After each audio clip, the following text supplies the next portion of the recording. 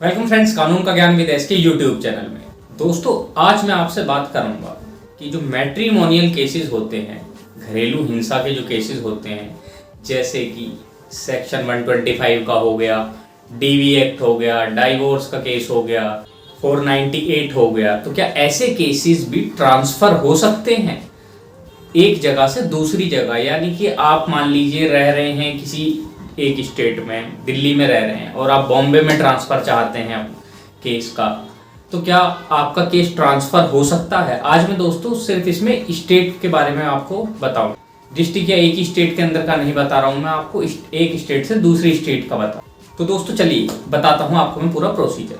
तो दोस्तों ऐसे केस में जब आपको अपना मैट्रिमोनियल कोई केस ट्रांसफ़र करवाना, सबसे पहले तो ये क्वेश्चन आ जाता है कि वो हो सकता है ट्रांसफ़र, नहीं हो सकता। दोस्तों हो सकता है मैट्रिमोनियल केस भी ट्रांसफ़र, घरेलू हिंसा के केस भी ट्रांसफ़र होते हैं एक स्टेट से दूसरी। अब कौन फाइल कर सकता है केस ट्रांसफ़र की जो पिटीशन फाइल होगी? लड़की ही का ट्रांसफ़र हो सकता है या लड़के का भी हो सकता है? दोस्तों इसमें दोनों ही पार्टी में से कोई भी सुप्रीम कोर्ट जा सकता है। दोस्तों जो पावर है केस को ट्रांसफ़र करने की, वो है दोस्तों ऑनरेबल सुप्रीम कोर्ट को। एक स्टेट से अगर आप दूसरी स्टेट में अपना केस ट्रांसफ़र करवाना चाहते हैं तो आपको पिटीशन, जो ट्रांसफ़र पिटीशन अपनी फाइल करवानी होगी, इसमें वो ऑनरेबल सुप्रीम कोर्ट में फाइल करवानी। अब जब आपने पिटीशन फाइल कर दिया, आप करना चाहते हैं, तो सबसे पहले आ जाती है क्या ज़रूरत है उस केस को ट्रांसफ़र करने की। पहला तो एग्जाम्पल ले लेते हैं कि जैसे कोई लड़की है, वो अपने घर रह रही है, माँ बाप का उसका घर दिल्ली में है, वो पेरेंट उसके हस्बैंड से झगड़ा होने के बाद में वो अपने मैट्रिमोनियल होम पे आ जाती है और कोई केस उसके हस्बैंड ने उसके अगेंस्ट में डाल रखा है बॉम्बे में। तो दोस्तों ऐसे केस में तो सबसे बड़ी नीड उसकी हो गई कि वो इतना डिस्टेंस कैसे कवर करे।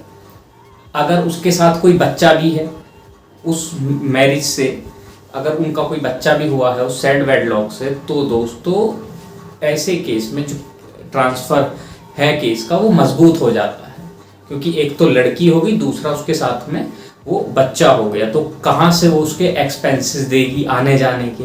तो ये सब जो है ज़रूरत है केस को ट्रांसफ़र करने की, ये होगी नीड। अब सेम वही आ जाता है लड़के के लिए। अगर लड़का क्या नीड, लड़का ये दिखा सकता है कि मेरी जॉब है और मैं इतनी दूर नहीं जा सकता, या जो केस हैं इससे मुझे खतरा है कि कभी लड़की मेरे साथ कोई ना कोई क्रिमिनल इंसिडेंट मेरे साथ घटना करवा सकती है। तो ऐसे भी फैक्ट्स वगैरह आप अगर हैं आपके, तो आप ट्रांसफ़र पिटीशन फाइल कर सकते हैं। ये नहीं है कि आप उसमें झूठा बनाकर फाइल कर दें, लेकिन हाँ बहुत बार देखा गया है लड़की वाले पॉलिटिकली काफ़ी मजबूत होते हैं और जब वो केस फाइल कर देते हैं तो बहुत बार लड़कों के ऊपर भी, जो हस्बैंड होता है उसके ऊपर भी हमला कर दिया जाता है, या कोर्ट में उसके साथ भी मार पिटाई हो जाती है। तो ये जो नीड है, ज़रूरत है, इससे भी केस ट्रांसफ़र हो सकता है। तो ये तो हो गई नीड, क्या ज़रूरत है उस केस को ट्रांसफ़र करने की, तो ये नीड्स वगैरह हो गई। अब आगे मैं दोस्तों बात करता हूँ ऑनरेबल सुप्रीम कोर्ट में प्रोसीजर की। दोस्तों ऑनरेबल सुप्रीम कोर्ट के अंदर ट्रांसफ़र पिटीशन फाइल की जाती है। ट्रांसफ़र पिटीशन कोई भी उसमें फाइल करवा सकता है, लड़का भी और लड़की भी, जैसे कि मैंने आपको पहले बताया। अब जब ट्रांसफ़र पिटीशन फाइल हो जाती है तो ऐसा नहीं है कि कोर्ट में पिटीशन फाइल हुई और कोर्ट में जाते ही कोर्ट ने उसको ऑर्डर कर दिया बिना सुने। दूसरी पार्टी को कोर्ट नोटिस करता है, जो उसमें रिस्पोंडेंट होगा, अगर लड़की फाइल करती है तो लड़के को नोटिस होगा, और लड़का फाइल करता है तो लड़की को नोटिस किया जाए। अब नोटिस जाने के बाद में जब इसमें जो सेकंड पार्टी है, रिस्पोंडेंट, जो वहां पर अपीयर होगा कोर्ट में, कोर्ट फिर भी चाहते हैं इतने बड़े लेवल पर, फ्रेंड्स सुप्रीम कोर्ट में भी मीडिएशन सेंटर बना हुआ है, मामला मीडिएशन में, वहां पर भी आप अपना सेटल अगर करना चाहते हैं, दोनों पार्टीज, वहां पर जाकर आप सेटल कर सकते हैं। फ्री ऑफ कॉस्ट आपको मीडिएशन वहां पर प्रोवाइड की जाती है, इतने बड़े कोर्ट में भी।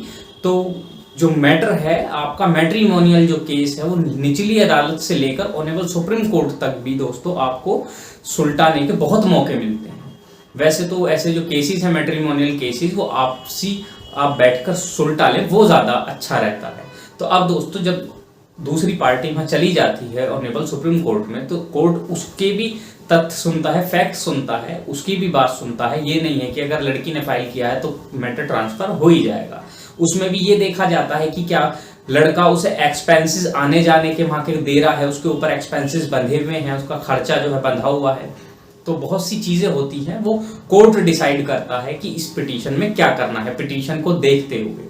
तो दोस्तों इस तरीके से जो मैट्रिमोनियल केसेस हैं वो ट्रांसफर किए जाते हैं एक स्टेट से दूसरी स्टेट में। किसी भी स्टेट का आपका अगर मैटर है, अगर आप बॉम्बे में रह रहे हैं, अगर आपको ट्रांसफर आपका दूसरी स्टेट में करवाना, तब भी आपको सुप्रीम कोर्ट आना पड़ेगा, रिट आपको सुप्रीम कोर्ट में ही फाइल करवानी पड़ेगी। तो दोस्तों ये है तरीका अपने मैट्रिमोनियल केस को ट्रांसफर करवाने। तो फ्रेंड वीडियो अगर आप लोगों को अच्छी लगे तो वीडियो को लाइक करें, शेयर करें और जो नीचे रेड बटन आ रहा है उसे प्रेस कर दो दोस्तों, चैनल को सब्सक्राइब करते बेल आइकन जरूर प्रेस कर दें जिससे मेरी हर वीडियो का नोटिफिकेशन आप लोगों को टाइम पर मिलता रहे। Thank you.